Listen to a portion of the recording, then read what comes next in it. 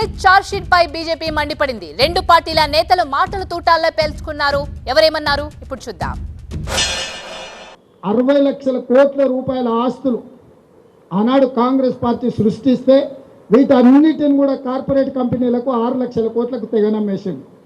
అది ఎల్ఐసి నుంచి మొదలు పెడితే ప్రతి సంస్థను 60 సంవత్సరాలు కష్టపడి కాంగ్రెస్ కూడబెట్టిన ఆస్తులను మొత్తాన్ని నరేంద్ర మోడీ గారు 10 సంవత్సరాలలో మొత్తం కార్పొరేట్ కంపెనీలకు అమ్మేసి డబుల్ ఇంజన్ అంటే అదాని ప్రధాని డబుల్ ఇంజన్ లాగా ఈ దేశాన్ని పట్టి పీడించి ఈరోజు ఈ దేశాన్ని దోసుకున్నారు.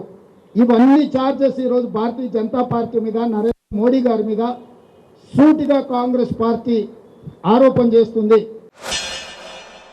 ముస్లిం రిజర్వేషన్లు తీసేసి ఎస్సీ ఎస్టీలకి ఇచ్చే బాధ్యత భారతీయ జనతా పార్టీది. బాజాబ్తా ముస్లిం రిజర్వేషన్లు తీసేసి అవి మా దళిత సోదరులకి ఎస్టీ సోదరులకి ఇవ్వడం జరుగుతుంది. Religious reservations Bharatiya Janata party తీసేసి దళితులకి మా ఎస్టీ సోదరిమణులకి ఇవ్వడం జరుగుతుంది. వీళ్ళు ఒక పనికి మాలిన మేనిఫెస్టో తీసినారు. ఎవరు? కాంగ్రెస్ పార్టీ వాళ్ళు మొత్తం దోచేసి ముస్లింలకు ఇస్తా అంటున్నారు. మొత్తం రిజర్వేషన్లు ఉద్యోగాలు అన్ని రంగాలలో ముస్లింలకే ప్రాధాన్యత ఇస్తా అంటున్నారు. అసలు జాతికి సంబంధించిన ఏదైతే సంపద ఉందో దాని మీద ఫస్ట్ రైటు ముస్లింలదే అంటున్నారు.